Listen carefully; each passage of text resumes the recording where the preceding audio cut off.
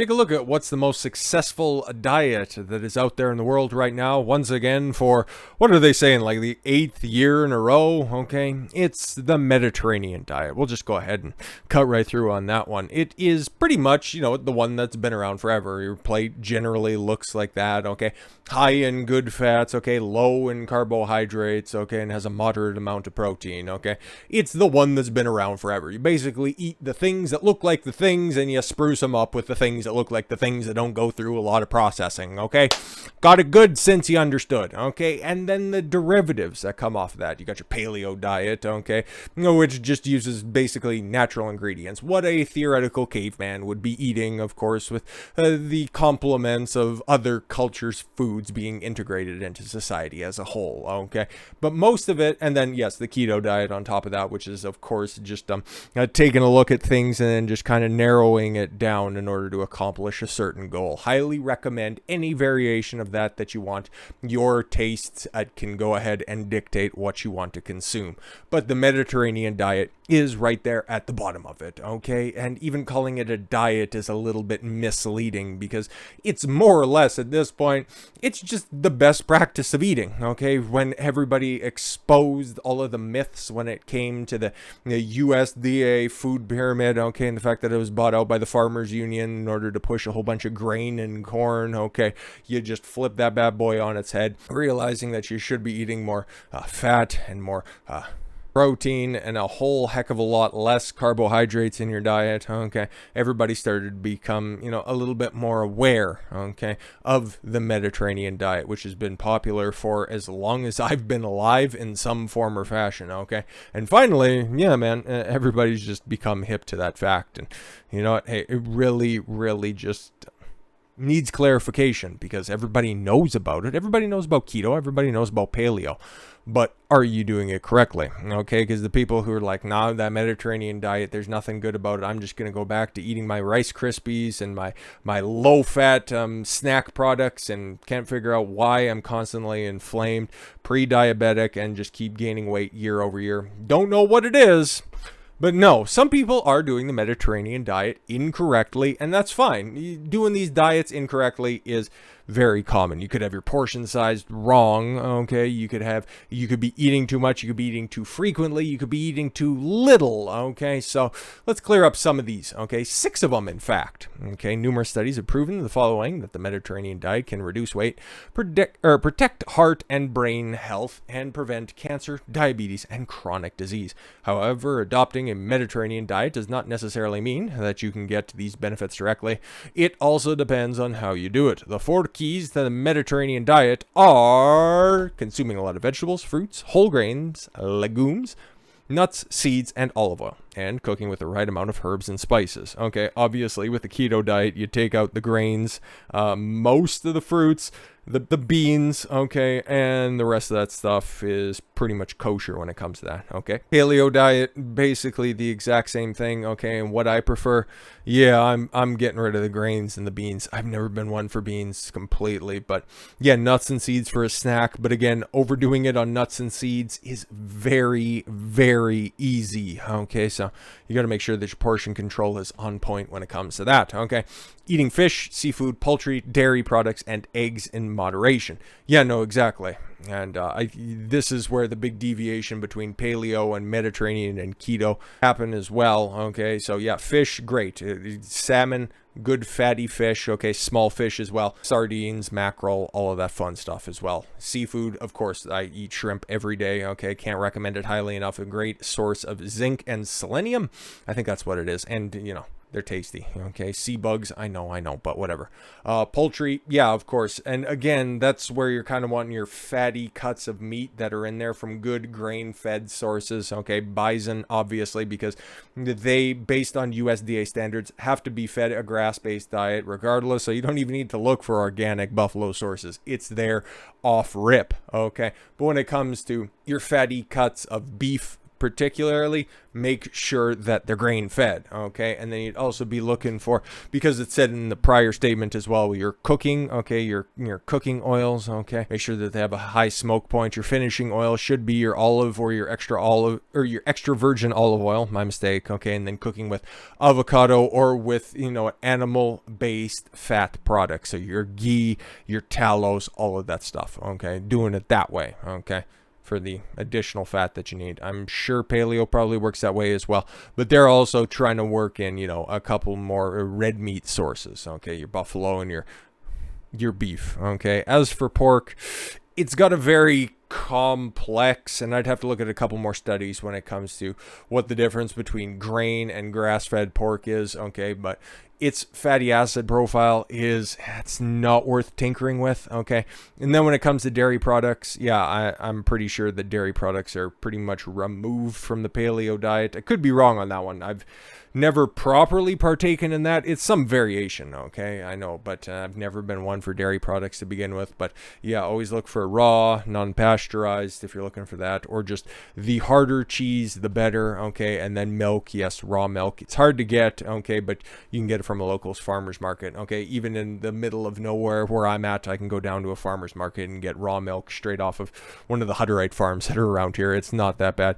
And then, yes, eggs as well, in moderation. Of course, all of this stuff is in moderation, even though eggs are, I think, a 0 number food on Weight Watchers or something like that, because it's like, oh, you shouldn't be eating yolks. Oh, wait, most of the inflammatory agents are specifically in the whites of the eggs, and most of the nutrients are actually in the yolk. Oh, yeah, and actually on a balance of probabilities, everything that's inside of an egg is pretty much what you should be eating on a regular basis. So discounting those for all of the years, yeah, it probably wasn't the best thing. So they're free food. Yeah, eat as many as you want. Okay.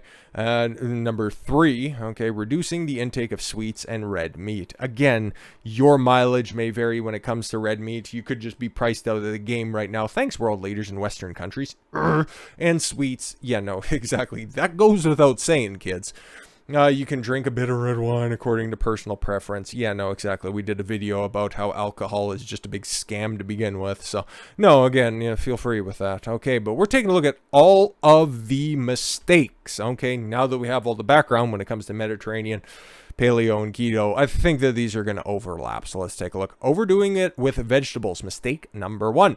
All right, Mediterranean diet can be a balanced diet with a variety of foods, but many people do not pay attention to the word balance and just ignore the proportion and quality of food. You hear balanced diet all the time and the basics of everything. For instance, the United States government recommends adults eat at least 2 to 3 cups of vegetable a day to replenish fiber and various nutrients. Well, that's a tiny amount of vegetables, okay? I do like me some vegetables, some broccoli, cauliflower, different types of leafy greens like your kale, okay? Asparagus is dope. Brussels sprouts cooked in a little bit of avocado oil. Perfect, okay? Throw some spices on top of that. It's golden. It's great. It's some of the best stuff you can be eating out there.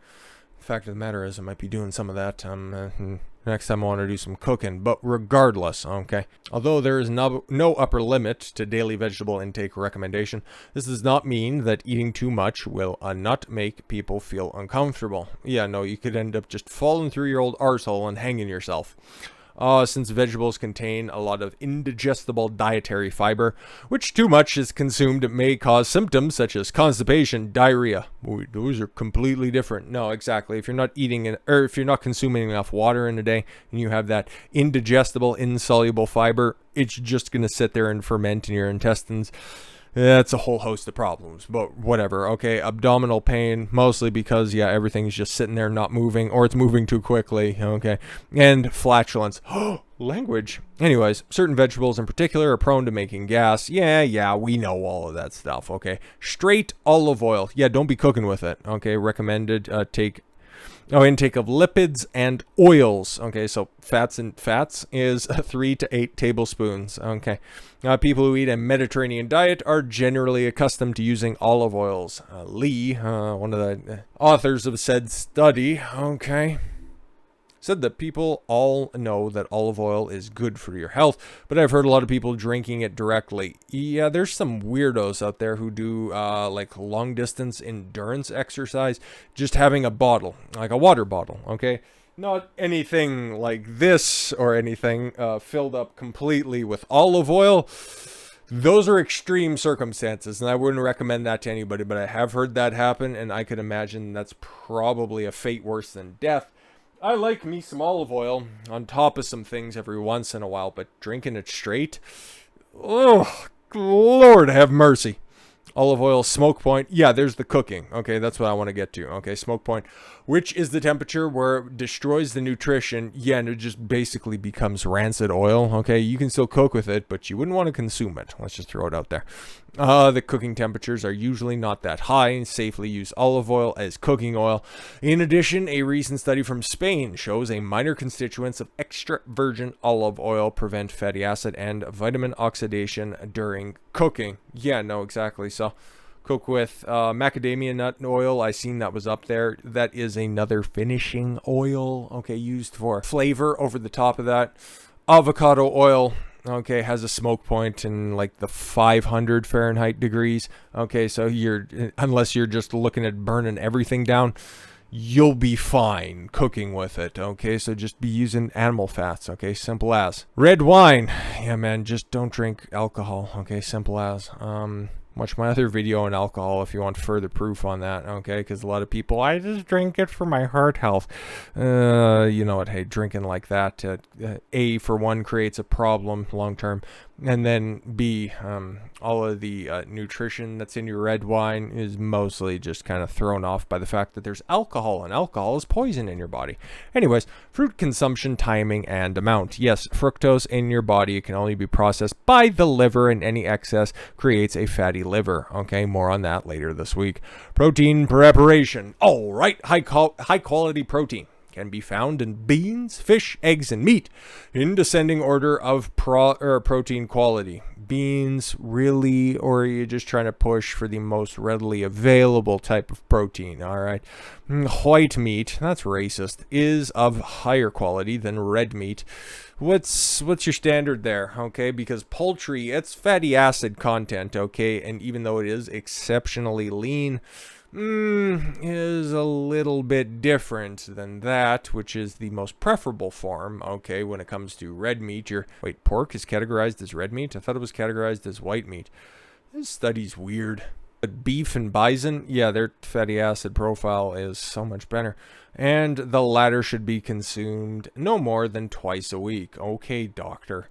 Oh, whether it's plant-based protein or animal-based protein, we should avoid preparing it at the high temperature of cooking. Oh,